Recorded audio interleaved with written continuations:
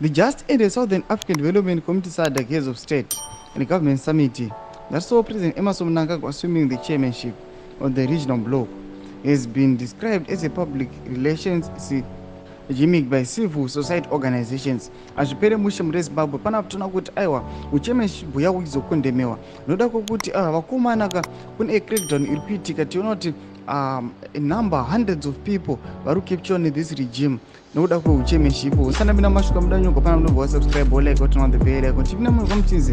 This comes as scores of human rights activities have found themselves under lock and key, facing charges of violence and planned protest against the regime.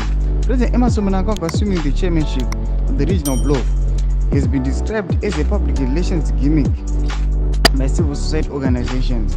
By the beginning of the summit, over 160 activists across the country have been arrested, detained, and denied bail by the courts. In an interview with the France 24, Zimbabwe Human Rights Association Director Bere said the crackdown on pro-democracy voices raised serious questions about the sincerity of the bloc's leadership under Mnangagwa.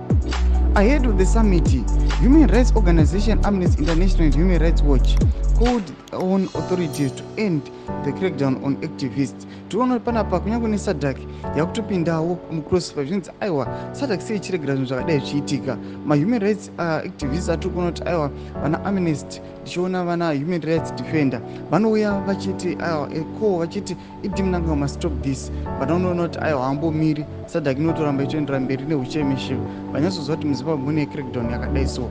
Butidze mafungiro enyu munoti kudii pamusoro pechitiko chinoiko aiwa Sadc aiwa ichineglecta ichiva ignorant pama-issues anooneka kuti aiwa anofanira kuadresiwa. Tudze mafungiro enyu pinda comment section medu, subscribe or like and turn on the bell icon.